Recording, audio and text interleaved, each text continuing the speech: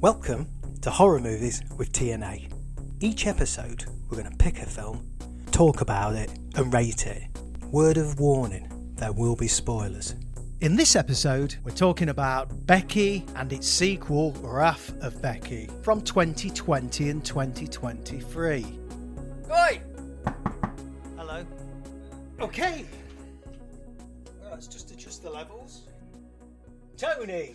Hey! How are you? Well, I was quite interested if you've watched any horror films, anything of interest recently. I've not watched many films. I have, however, watched A Quiet Place, the latest one, the third one, which I thought was a lot better than the second one. Oh, yeah. A lot better. Yeah, I thought it was okay. That was it. And I've been rewatching Mindhunter. Yes, they still need to make a season 3 of that. And that's it. Just so everybody knows, we're coming to you on a very, very hot June 2025 evening. We're struggling with the heat because we're from Britain. It goes from fucking freezing to I can't Well, breathe. it goes from miserable and grey to miserable and hot. To be honest, it's not as hot as I thought. God, this boring. Becky and Wrath of Becky. Oh, yes. So, today we're talking about, we thought we'd do a double bill. Becky and Wrath of Becky. So we've got Becky from 2020, described as, I read it, as John Wick meets Home Alone. There is a tagline of sorts, which is a rebellious teen fights violence with violence to defend her family, which actually isn't a tagline. It's just describing the film. Well, yeah, and it doesn't work out so well. I've got the directing team, Jonathan Millett and Carey Murnion, who also did Cooties and Bushwick. I cannot comment. I have not seen either. I've seen Cooties. Yeah, it's okay. It's more comedic than horror. But they didn't write this, did they? So no. The film stars Lulu Wilson as Becky. She was in Deliver Us from Evil, Ouija Origin of Evil, Annabelle Creation. So she's done a few horrors. Yeah, and Ouija the Origin, I thought, was a good horror film, and she was pretty good in it. And I thought, I've never seen it before, and then went, all right, it's the Ouija girl that's upside down at the end. Spoiler. I mean, we'll get into it. She's good in this anyway. I think she's pretty good in these films. We've got Kevin James as Dominic. Obviously, you know He's him good as, well. as Paul Blart, Malcolm. Yeah, but he is actually quite impressive. Yes, he's turned his hand to a more serious role. He's also King of Queens he's in as well onto that comedy program. I don't really know much else that he's done. I know he's done a few bits with Adam Sandler and other stuff, but yeah, that's it. We've got Joel McHale as Jeff the dad. He was in Spider-Man 2, Deliver Us from Evil again. Community, obviously. Yes, and the film from 2023, It's a Wonderful Knife, which sounds like a turd, but I've never seen it. I think I might have watched it, actually. Yeah, Christmas horror. Maybe that's one for the Christmas episode. We've got Robert Maylett as Apex, because he's the big guy, and he's a WWF wrestler. I mean, I don't know many of the WWF wrestlers. Hulk Hogan, Kendo Nagasaki, but WWF, he was Kurgan the Interrogator, apparently, in that world. Apex so there you go. Sounds better. As a wrestling name, yeah, it does. Yeah, he plays the role well. He plays the role well because he's a big bloke. Yeah. Amanda Brugel as Kayla, the prospective stepmother. Mm-hmm. She was in Jason X and more recently Infinity Pool, which I actually haven't seen, which is the Mia Goth one. Yeah, I've seen that. I've seen it. Any good? Yeah, it's okay. It's not one of the young Cronenberg sons' better ones. I thought Possessor was better. Music, which actually I quite liked in the first one. I wasn't so keen in the second one. I agree, absolutely. Because I thought, bloody hell, this is really good. Yeah, it's the same bloke. Yeah. And you could see there was bits in it that were, actually the ending of the second one's music was good, but the rest of it. Yeah, a bit forgettable. Like I literally put it like the music. Nima Fakarara. Yeah, he's like a producer as well, isn't he? Yes. So, yeah. It's all electronic, but it's sort of noise. Yeah, it's kind of industrial kind of. Industrial, yeah. That's it. Kind of quite jarring in places, so it's used to good effect. Yeah, so that's the credits.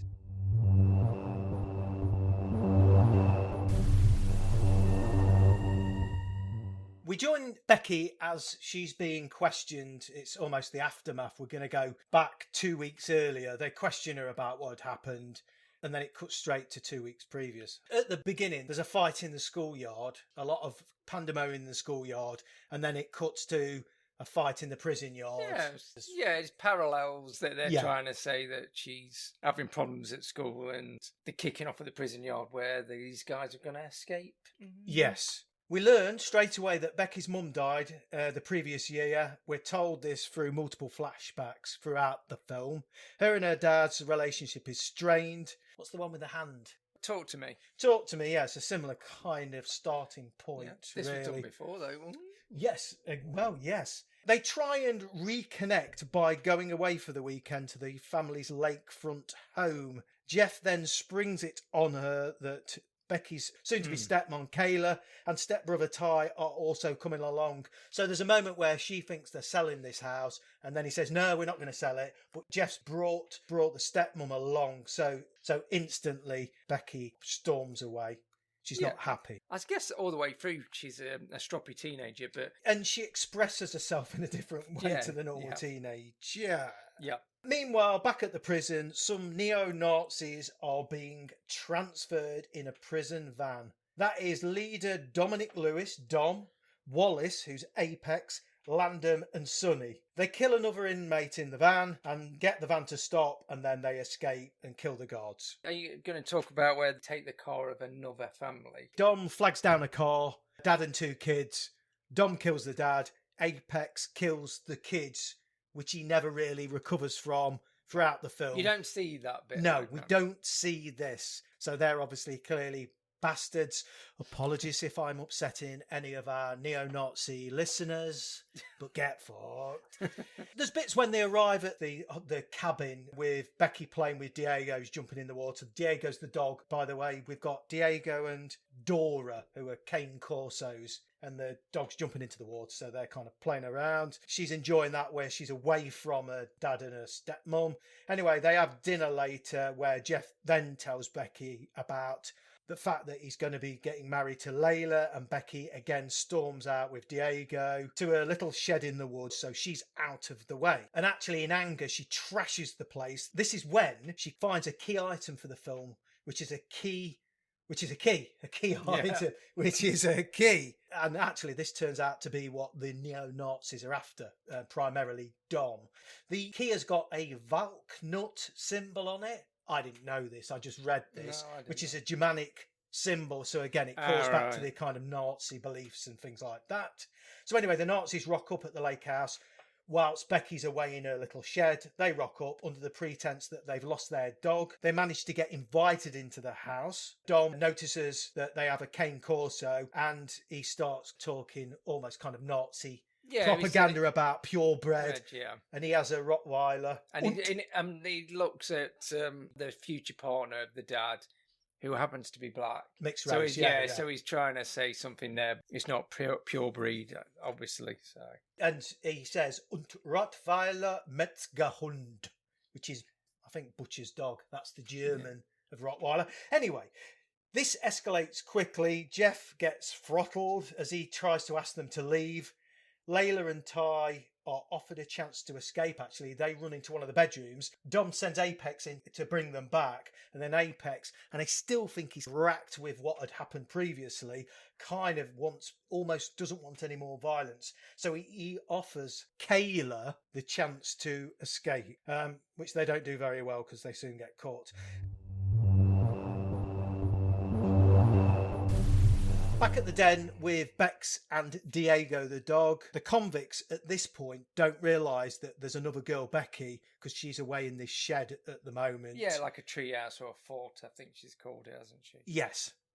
They only realise this when they find a few bits of her things, her phone and her bag, which is obviously yeah, because they make out that it's a dog, like I say, that's called Becky, not Hugh. Dom goes in search of the key. When he doesn't find it, he questions the captives, and when he gets nothing out of them, he shoots Kayla. I have to remember, I keep saying Layla. When he doesn't get an answer out of them, he shoots Kayla in the leg. Yeah. And then they also take Jeff out into the backyard and they start to torture him. whilst talking to Becky on a walkie-talkie. Yeah, that's when they found out that she's not a dog. So yeah. Yes, because they tried to trick her into believing it's one of the dogs. I like the way they cut this. So they had the camera moving left to right because she's like watching it, but quite far away. But they were moving the camera left to right, so she went to her field, and then it was zooming into him on the right. It ended up getting that close that on the one shot, they almost touching noses. Yeah, they're talking to each other on the walkie-talkies, even though they're like miles away from each other. Because I think Dom's saying basically they're going to torture the dad, and she's watching from a distance with the walkie-talkie, talking back to him. So yeah, it's cut quite nicely. But they burn father's face with a poker. Yes, and then they poke him in the stomach. Then they take, and actually then Jeff gets up, he kicks away and runs off, and he gets shot. And then he gets shot right in front of her. Yes. At this point, Dom demands she returns the key, and to which she says, "It's here," and stabs him in the eye with it. She obviously has a proper circle around, because then the next bit surprised even me. His eyeball's hanging out, basically. Yeah, because you go when he walks in and goes, "What's he look like?" And goes, "It's trashed." Yes, it's hanging out by the optic nerve, quite dangling. Far out, yeah, right? Dangling. A good, off a foot. And in fact, he asks one of the others to cut it out, and they try with some child's pink scissors to no effect. So in the end, he has to take matters into his own hand, and he puts his head down on the worktop, and then cuts it off with a kitchen knife, which is gloriously horrible, but yeah, it's quite a good bit. And then you just see it roll into the sink. Yes. Yeah, that bit was a bit of a surprise, because you knew he'd got stabbed in the eye, but you didn't know she ended up pulling off his eye out at the same time. Yeah, quite extreme. So Cole and Hammond are then sent out, the other two kind of neo-Nazis are sent out after her to get the key, and Cole chases her back to the shed. We've got a bit of gore here. And then he's waiting outside, and Becky swings out of the kind of top of the shed, and she's armed with a broken ruler or a sharpened ruler, which she stabs him, and also stabs him with a handful of coloured pencils. And actually, at one point, she stabs him in the neck with the sharpened ruler, and then she's stamping down on it, which is quite brutal. She just flipped. I think it's because he says, "We'll look after your mom," which triggers her to say, "Well, that's not my real mom." But she remembers her mom, and she goes, "Fuck this," and I just put, she goes fucking ape shit, and then, like you say, swings out with a broken ruler and goes mental. Yes, she hacks away at him. She hacks him on the back, and then she stamps her broken ruler through his neck. Cole is gone. A blood-spattered Bex is now filled with rage, and at this point, it went to an Amazon advert. By the way, this was on Amazon, but it cut for me and went to an Amazon advert. So that's great. Hammond, one of the other Nazis, gets it next. He chases her onto a jetty. She hits him a few times with a nailed board, and then he falls on it, falls in the water, and is then churned up by the outboard motor of a boat. She does say, she says one of you guys is dead on the walkie-talkie, a bit die-hardish like to Dominic. And then she goes, "There was a little girl," and that sort of saying nursery rhyme throughout. Which happens in the second one as well. So it keeps that continuity. Was a little girl. When she was nice, she was very nice. When she was naughty, she was horrible, something like that. Yeah. It did make me think deaths in films with outboard motors. I Spit on Your Grave. I did go back and watch that bit as well, although I think the whole film's pretty awful, I Spit on Your Grave. That bit was very similar with the outboard motor, where the guy comes swimming up. Yeah, although he's not very close to the outboard motor in I Spit on Your Grave. Obviously, we've got Dr. Butcher MD, where a zombie gets it with an outboard motor as well. The gobble, which generally looks like a mannequin dummy with a bit of ham hanging off it. Ham. Yes, Apex next. Punches Diego the dog. Generally, he's chasing her and then goes, "Look, I'm going to let you go." But I think he's shit on his chips. Pissed on his chips, as we say in the UK. But I'm saying he's shit on them because he took it one further. Because obviously she likes that dog, so it's too fucking late now. Yeah, it makes her a bit cross, doesn't it? So he wants to walk away, doesn't he? And he just says, "You walk away too." And obviously, she's not having it. She's not having none of that. Back to Dom.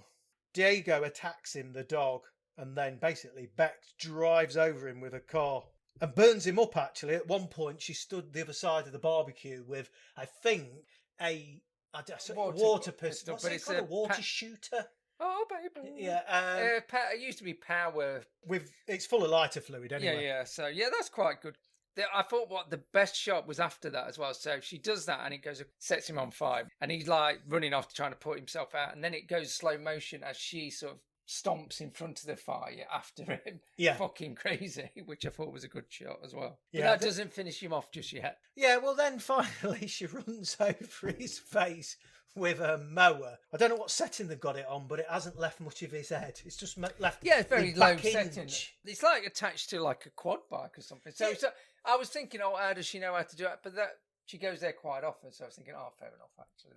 This is where she used to be with her dad, she kind of grew up here on holidays and that. So she knows where everything is. And so, but it's she pulls it across his face. Yeah, it's like a mower on a trailer, isn't it? Somewhere. And the music kicks in really a lot. Yeah. And it goes on a bit longer than you think it's going. You think, he's dead. Oh no, we're going on. We're carrying on a bit longer. She meets up with Apex again now. This bit I thought was one of the best. This added 2 points on for me. Yeah, immediately. I said, what exactly was Apex saying to her? He says he was reasoning with her again. Well, no, kind of reasoning. He was saying, look, maybe this has worked out. I'm sort of forgiven for what happened to the children by saving you. Yeah, and we have to add as well, he's a very big bloke, but he's quite softly spoken, isn't he? And he's being quite reasonable. Yeah, and he's sort of on his knees and going, look, maybe, this is how I get my forgiveness. And then immediately she just gets the gun and shoots him straight in the head. There's no get fucked. It's just, I don't give a shit. Yeah. Which I thought was ace. Because there could have been a big, long dialogue, or she could have stabbed him again. But in the end, she just shoots him in the head and done. And not even I've thought about it, really, which I just thought. Yeah, it just kind of moves on as well. As the film itself just moves on like she did. Yes, very good. She retrieves the key and collects Diego, the dog. Then we're with her back. I mean, she meets up with Kayla and Ty, who also escape. So they've escaped. You do, because there was a bit where she grabs the knife that was used for the eyeball bit in the kitchen earlier on. And you think, she's going to do something. Yeah, Kayla. Yeah, and you think, Kayla's going to do something in terms of case. She obviously just used the knife to cut. Yeah. I thought she was going to suddenly appear and help her, but actually it's Apex that comes back and helps her. Which I'm glad. Which is why it's good. Yeah. Because one, you go, where do they go? And then, Apex back. Maybe he'll survive. Oh, no.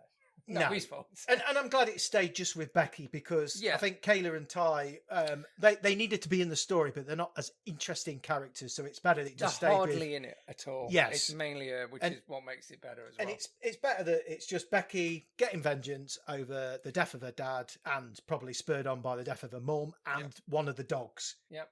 By the end of it, it's just Becky and the dog. And there it goes back to her, back where it began, to her being questioned. And that's kind of where the film ends. Yeah, it just ends. I meshe she's got the key round her neck. So because she said, what were they after? And she goes, maybe they were after this coin, which he flicks out at one point. But she goes, maybe it was after that. And then you see her fiddling with this key, and she's obviously kept it for whatever reason, even though it doesn't mean anything until the second film, but it doesn't still mean anything then either. I think the key is left in there just so there's some kind of connection. Yeah. Whether it will continue, I don't know.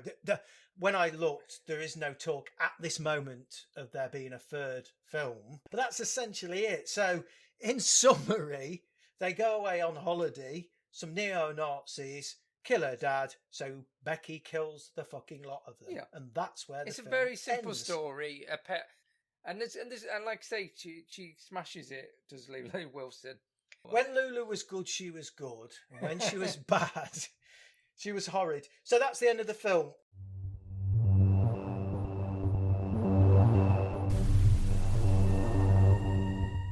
No, right. Anyway. Yeah, so 2023, 3 years after the events of the original. Listen, let's go for the wrath of Becky. So this is a 2023 film. There are some taglines with this film. There weren't with the previous one. Listen to these. Hell hath no fury like a 16-year-old scorned. She's having a bloody good time. When she's bad, she's horrid and armed, dangerous, and really fucking angry. Director Matt Angel and Suzanne Coote, who did the films The Open House and Hypnotic. Again, I don't know anything about those films, so I can't comment. Open House, might heard of that. It's with the young guy, the young actor. I can't remember, but I think I heard it was shit. Yeah, I don't think it's meant to be very good. Oh, let's say straight away, I think we're both in agreement. This is not as good as the first one. Yeah, I mean, we'll talk about it afterwards. I don't. I mean, some places I saw it had a strong kind of score. Some places, which surprised me because I thought I've heard some. I think some of them like it better, but it's more comedic. The evil guys, the guys that wind Becky up, are more comedic. Yeah, especially I think the character DJ. He looked like Skarsgård again to me. He did. I don't know if they look related, but he's kind of a bit more of a joker, so it has a kind of lighter feel to it anyway, which I don't think quite works. But we'll get to the scores and how it compares afterwards, I suppose. We've also got Sean William Scott as Daryl Jr. Who's okay in this? I thought he was because he had to play it really deadpan, so I thought it worked. Yeah. He was in Final Destination 1 and 5. Obviously, he's been in loads of other things like the Dukes of Hazzard remake. That was an absolute stinker. And other films, and the American Pie shite. Denise Burse as Eleanor. Yeah, I'm not sure what she is. Then Jill Lawson is the lady she was in Shutter Island and Taking of Deborah Logan, where she looks identical to when she was in The Taking of Deborah Logan. That's a while ago. But then again, that was obviously, she was made to look older in that, so now she is probably around about that age. I have got nobody else to talk about other than Courtney Gaines, because obviously he's Twig, and he was obviously Malachi in the original Children of the Corn, the 84 Children of the Corn. So he was one of the main characters in that. It's fuck me. Which I didn't realise at first. When I looked at what he'd been in, I said, of course it is. He's still bloody bright ginger. Yeah. Now. Yeah, He was then. Wow. He was probably one of the best things in it. Yes, well. And again, a little bit comedic character, but I think it worked with him because it worked with him because he's just an idiot. Yes, he was also in this. He was in Back to the Future, but he was also in Rob Zombie's Halloween. Can I say what the first problem with this? Almost immediately within the first few seconds, that makes it not as good when she's narrating. Yeah, voiceover. Hardly it's only really used at the beginning, and it seems unnecessary. We can work it out.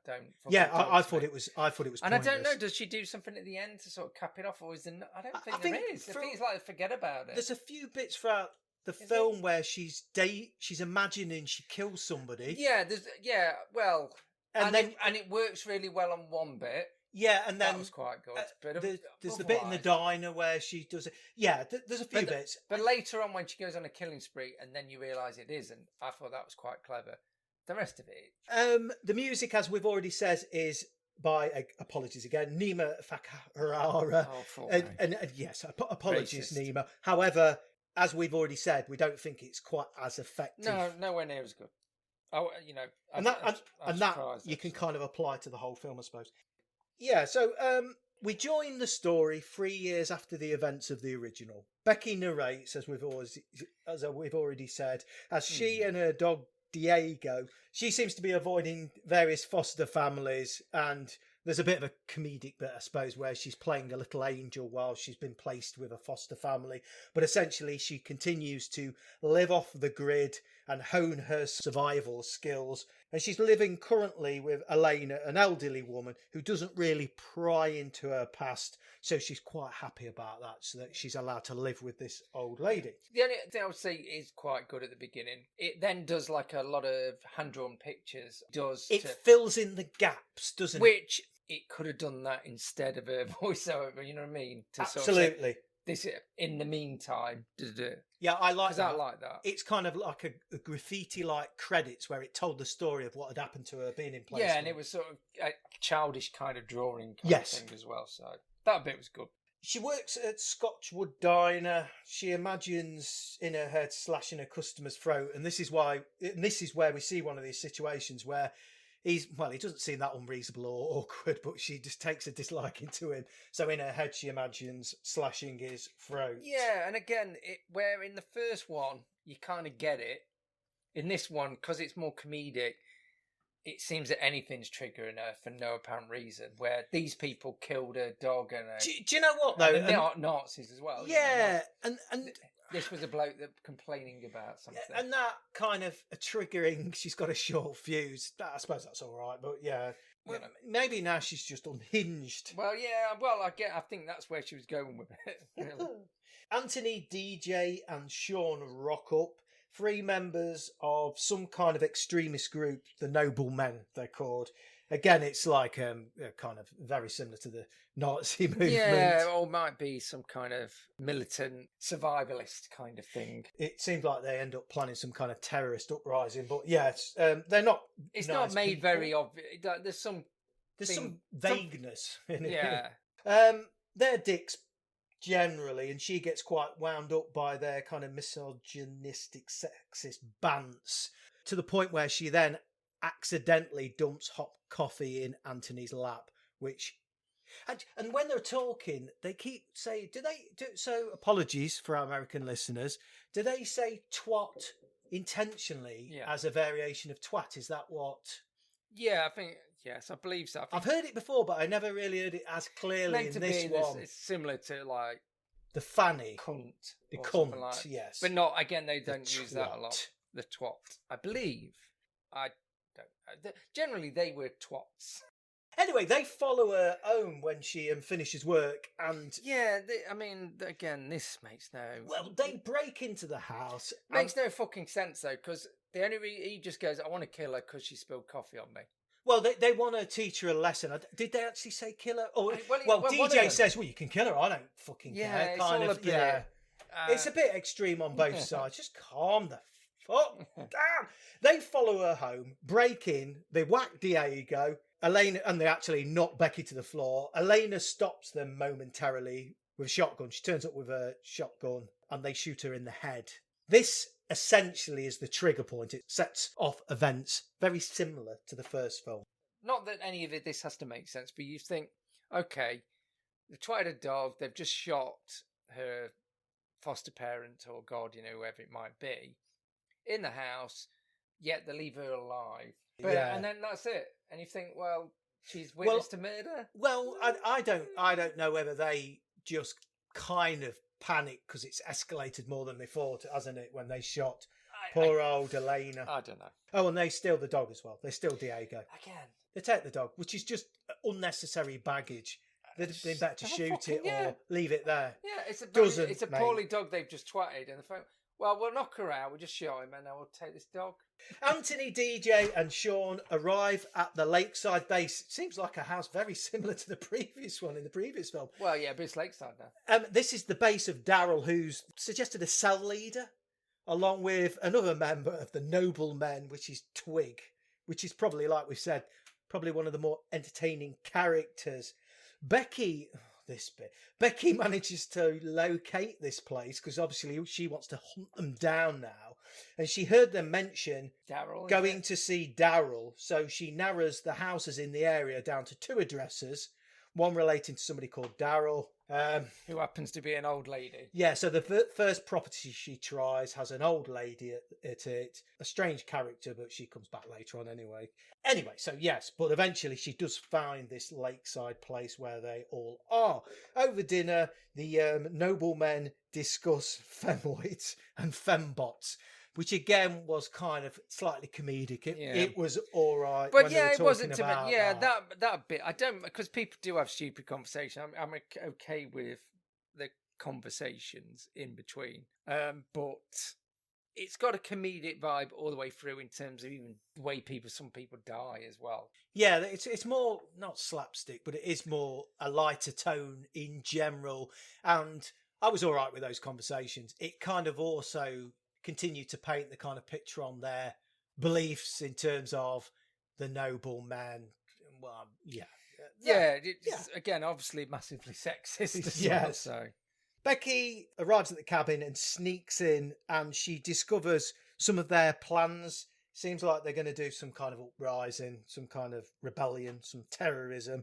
So she sneaks into the cabin and takes some photos of their plans, and then she hides under a couch, and then Daryl and Sean are discussing something in that room because Sean seems quite a nervy character, and he's talking through different things with him, how he was in Iraq. All the while, Becky's hiding under one of the couches, and they talk about this thumb drive containing names of all the members globally, and then they walk out the room, so Becky takes a chance to take photos and steal that flash drive, thumb drive from them.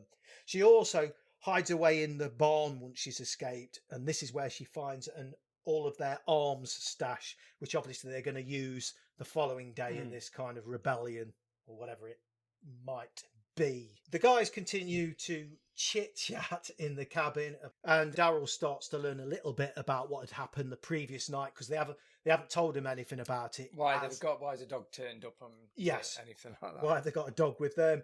But then the doorbell rings, and Becky has left a cell phone on the mat outside the door, and she speaks to Daryl and the group. And she also, when they answer the phone as well, she recites that same nursery rhyme from the original film. Yeah, I know that one. That callback's okay.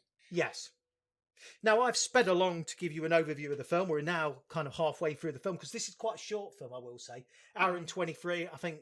Anthony is sent out to reason with her, and he falls into one of Becky's hole traps. At this point, she's going to shoot him, but then she doesn't want them to hear the gunfire, so she decides to... I had a problem with this kill. So she decides to take Anthony out of the hole, the 10-foot deep hole, and tape a hand grenade that she stole from the barn where the arms stash is. She tapes an hand grenade into his mouth and ties a piece of string from the pin to the front door of the cabin. And then she rings the bell so that when Daryl goes to open the door, it pulls the pin out and blows his head off. My problem is, why didn't Anthony just walk towards the door or run towards the door so that it didn't pull the pin out? I know, I didn't think of that. There's issues through logic. The first one kind of works because there's an issue with logic in the first one, really. Yeah, but there's times where you think, how can she do this? Why is that bloke not just knocked her out? But there's the madness around it. She's absolutely lost it. Where in this, it's more calculated, and you think, now you're asking me to believe that she's all setting all this. Yeah. And you know, there's flaws in all these setting up, so what the fuck? So I agree with you, you know what I mean? When she's just nuts and she's just stabbing people with a ruler, you go, okay, it seems unlikely, but I've not had a 12-year-old trying to stab me in the neck. So, and because it's told in a better way, you spend less time. Yeah, and it's more shocking. You go, I don't know whether that's realistic, but fuck me. Where this is, yeah, you're right. She drags some massive bloke out of there, manages to tape him up, even though I know she's a bit older, but fuck me. Yeah, it's... I just said makes no sense. Just stand by something, the door. yeah. But anyway, yes. Sean, who's the one that's kind of a bit whiny. Sean, nervous throughout. Daryl is unimpressed when Sean tells him to go fuck the Brotherhood. So Daryl snaps his neck. So now there's infighting in the cell. Yeah, the snapping the neck was shit. But the two twats on the nose I thought were quite good, because you realise it's going, oh, right, fucking hell. Another phone call from Bex to Daryl. She reveals that she's got all the information for their planned insurgents and has his flash drive. Twiggy has had enough of this, so he goes down to the dock. This is the best bit. And gets an arrow or a bolt through his mouth. Yeah, it goes, and not through the front, it goes through one cheek and out the other. So yeah, it's showing him from face on, and it shows the arrow through his mouth. Even though it's grim, yes, that was funny, rather than some of the talk, I thought.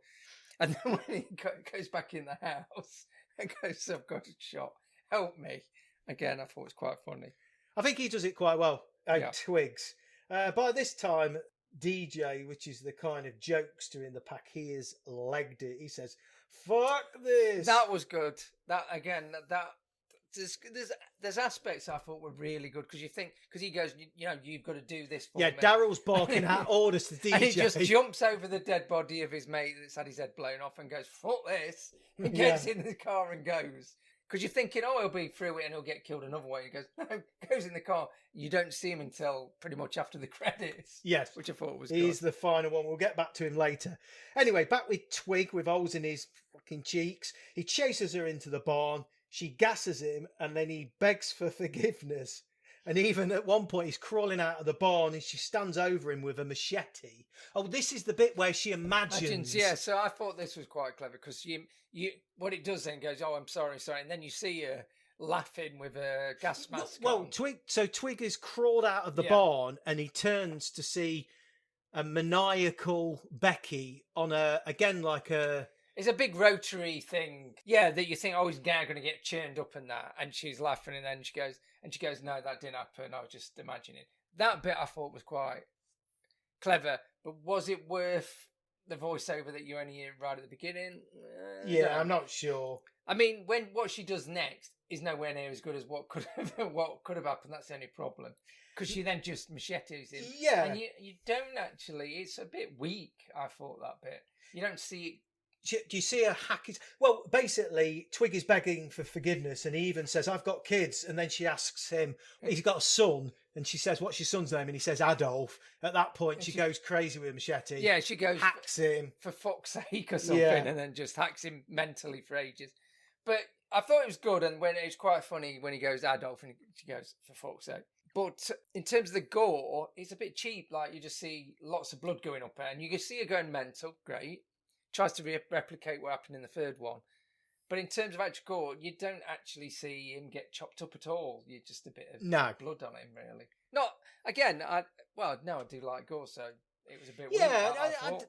I was okay. I was okay. I kind of thought that bit was all right. The fact that, again, she took no mercy on him.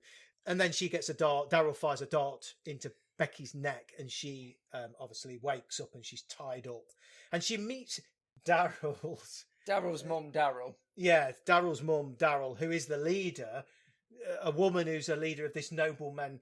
I'm not sure. Again, I thought it was all nonsense. I didn't understand why this bit needed you knew that I had a clue that I'm thinking, I kind of know this woman. There's a reason why they're showing her, because otherwise that's wasted 10 minutes or 5 minutes in the film where she goes there just to go. I don't know why it needed any of that myself. I don't really know why it needed her to go to this house at the beginning.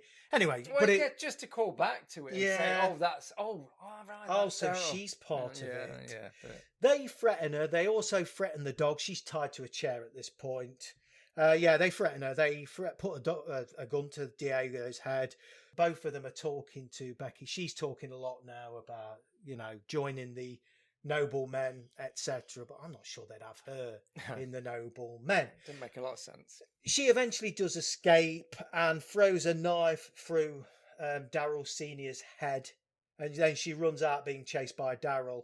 And he eventually steps on a bear trap. Then he steps on another bear trap, and then he falls and puts his neck on a bear trap. Again, it was quite funny. Again, not feasible, because you'd think, I've just hurt my leg, I'll be careful now, or won't move. But then he puts his next foot, and then he falls forward into it. But he says something, doesn't he, as he's dying? He goes, good work, or something like that. Kudos. Which is all right. Becky goes back to release Diego from his cage. And then we see Daryl Sr. get back up in the background, still with a knife in her forehead. And she says to Becky, you missed my brain. And she starts firing a gun, but she's pointing, she's facing completely the wrong way. That is quite a good reveal, because you think, she might get shot or something. And then she's pointing just at a vase or something, that's shooting randomly. And she goes... Becky, I think, says, no, I did, or something like that. And then, she orders Diego to take Daryl Sr. out, because there'd been talk earlier about Diego feeding on meat. And Becky says, you're right, he does really like meat. And that's it. Then we have we go back with Becky being interviewed by the CIA. And because Becky has now taken out another group, another cell, she becomes the youngest member of the CIA. What a load of shit. Yeah, and the woman talking to her is, I guess maybe she's a mate, because the young girl was in Ouija, which was done by Mike Flanagan.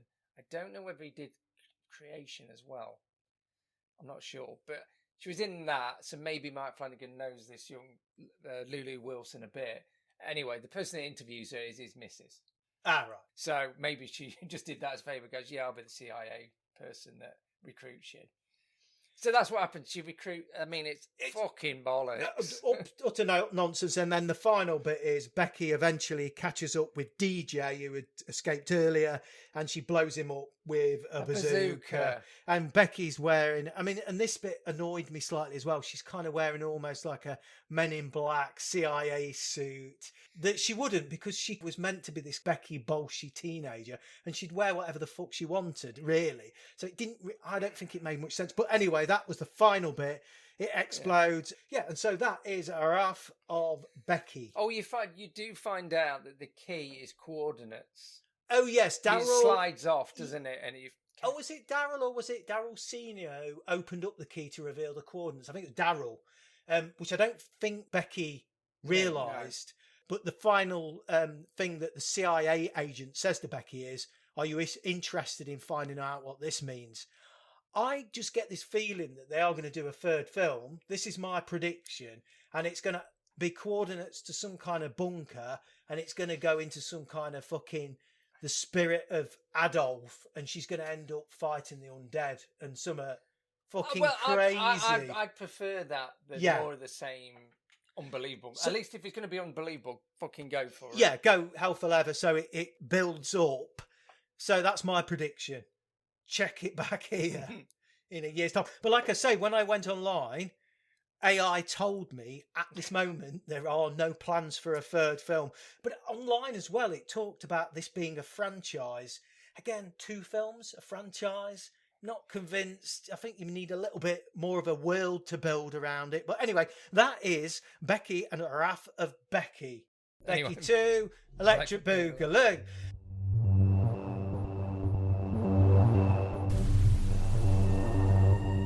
Reviewing this film, okay, I'll go first. I really liked the first one. I enjoyed it. I think everything that it did well. Mm-hmm. And I think that's what got emphasised in the second one. I'll try and stick with the first one. I think it worked with her. I think she was brilliant at it. Yeah. And everything it set up was done really well.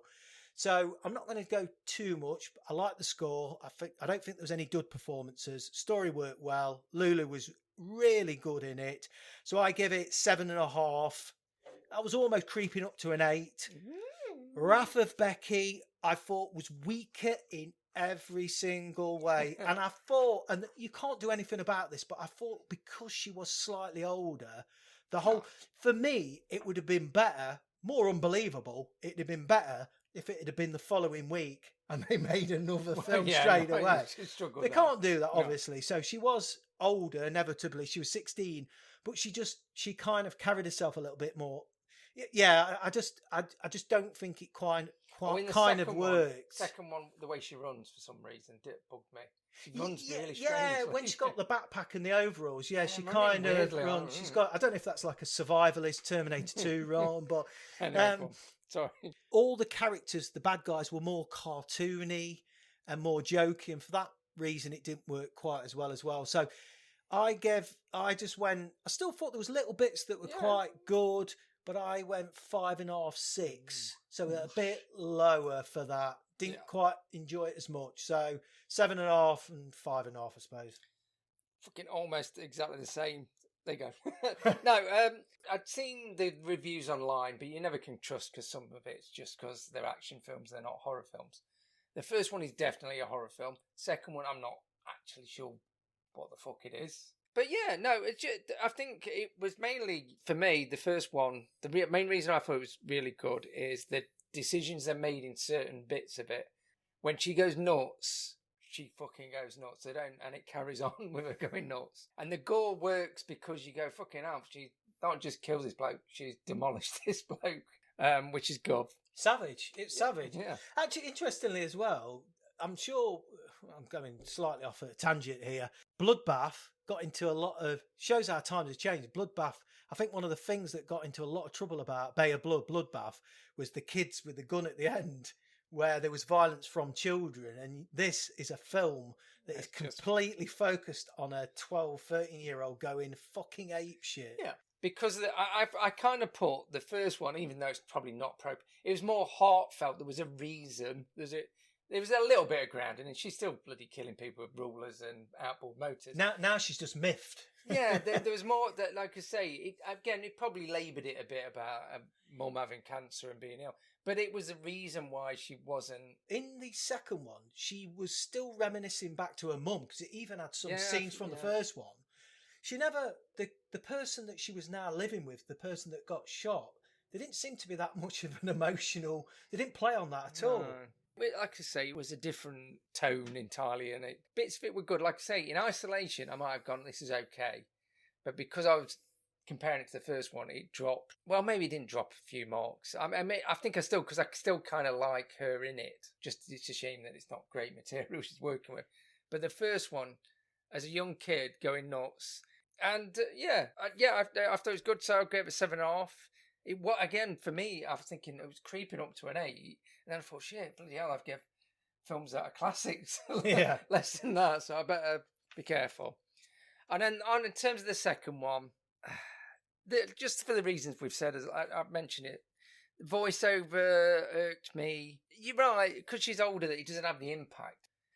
The second one doesn't work anywhere near as well, but there are good bits in it anyway, and the acting's pretty good. It's just what they've got to work with is not so great.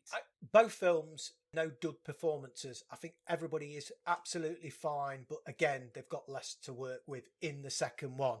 That is evident. Yeah, so I was close to giving it a bit of a lower mark than I have, but then I kind of thought about it and goes, if I'm looking at it as a more of a comedy in isolation rather than trying to do the comparison, I gave it a 6. So again, very similar. It was going to be like 5.5, 6, so almost exactly the same as what you said.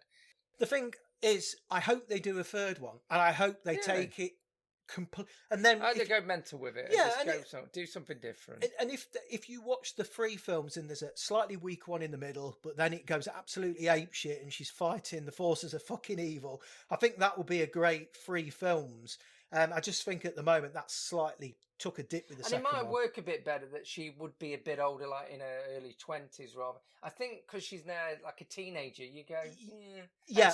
I expect you to machete blokes when you're a teenager. Yeah, I think if she's a bit older, they won't be able to play on that at all. So they'll have to really take it in a different direction. Yeah. So let's hope maybe they do it's that. a boyfriend or husband that gets killed, or may even have a kid by the time. That key will take them to an underground bunker, and up will pop Adolf on steroids. Zombie Adolf, and she'll have to fight every fucker.